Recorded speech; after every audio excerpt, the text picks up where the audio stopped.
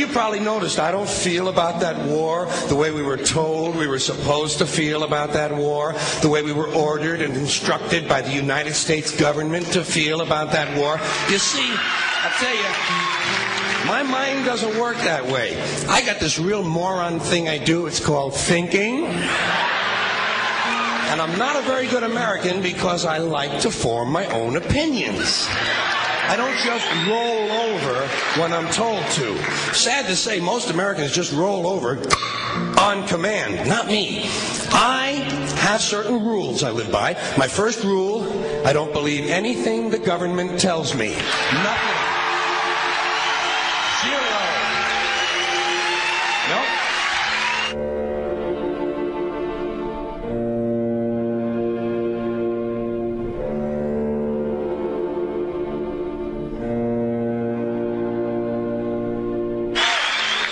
I don't take very seriously the media or the press in this country, who in the case of the Persian Gulf War were nothing more than unpaid employees of the Department of Defense, and who most of the time function as kind of an unofficial public relations agency for the United States government. So I don't listen to them. I don't really believe in my country. And I got to tell you, folks, I don't get all choked up about yellow ribbons and American flags. Now, to balance the scale, I'd like to talk about some things that bring us together. Things that point out our similarities instead of our differences. Because that's all you ever hear about in this country is our differences. That's all the media and the politicians are ever talking about, the things that separate us, things that make us different from one another. That's the way the ruling class operates in any society. They try to divide the rest of the people. They keep the lower and the middle classes fighting with each other so that they, the rich, can run off with all the fucking money. Fairly simple thing, happens to work. You know, anything different, that's what they're going to talk about. Race, religion, ethnic and national background, jobs, income, education, social status, sexuality, anything you can do, keep us fighting with each other so that they can keep going to the bank. You know how I describe the economic and social classes in this country? The upper class keeps all of the money, pays none of the taxes. The middle class pays all of the taxes, does all of the work. The poor are there just to scare the shit out of the middle class. Keep them showing up at those jobs. Politicians know that word. They use it on you. Politicians have traditionally hidden behind three things: the flag, the Bible, and children. No child left behind. No child left behind. Oh, really? Well, it wasn't long ago you were talking about giving kids a head start.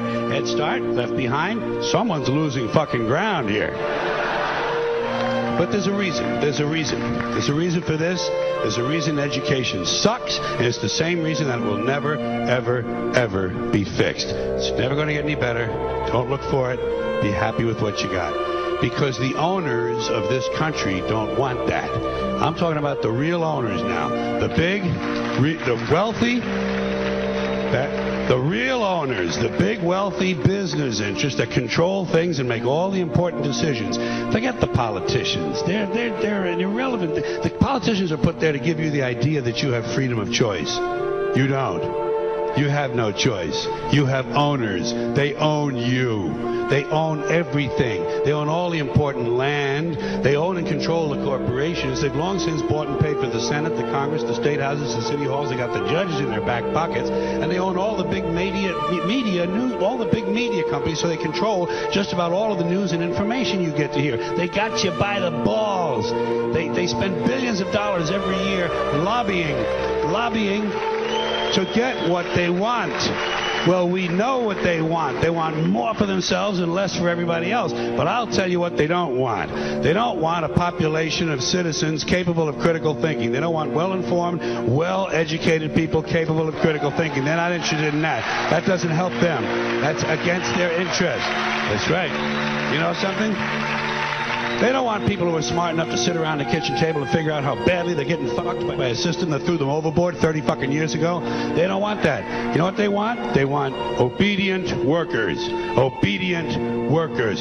People who are just smart enough to run the machines and do the paperwork, and just dumb enough to passively accept all these increasingly shittier jobs with the lower pay, the longer hours, the reduced benefits, the end of overtime, and the vanishing pension that disappears the minute you go to collect it. And now they're coming for your Social Social Security money. They want your fucking retirement money. They want it back so they can give it to their criminal friends on Wall Street. And you know something? They'll get it. They'll get it all from you sooner or later because they own this fucking place. It's a big club, and you ain't in it. You and I are not in the big club.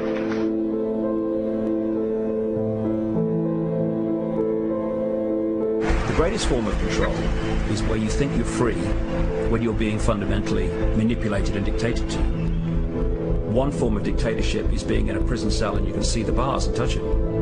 The other one is sitting in a prison cell but you can't see the bar, you think you're free. What the human race is suffering from is mass hypnosis. We are being hypnotized by people like this. Newsreaders, politicians, teachers, lecturers. We are in a country and in a world that is being run by unbelievably sick people. The chasm between what we're told is going on and what is really going on is absolutely enormous. The greatest hypnotist on planet Earth is a oblong box in the corner of the room. It is constantly telling us what to believe is real. Historically, the control and manipulation of political opinion has been the Freemasons' main weapon in gaining control of countries and states. Once in control of the rulers and politicians of a country, laws and political structures could be changed in accordance with their agenda. However, since restricting the body does not necessarily mean restricting the mind, the Freemason recognizes that their plan for a global government hinges completely on subduing the masses to their agenda, and thus eliminating opposition to their cause. And the greatest threat to their plan, posing more danger than any army or law, is the threat of a free-thinking mind. In order to eliminate this threat and to achieve their objective, the Masons have set about the boldest plan ever devised: the complete control of every aspect of human life, your life. And the weapons they are using against you are in your very homes, entertaining you and your children, and gradually indoctrinating you without you even realizing.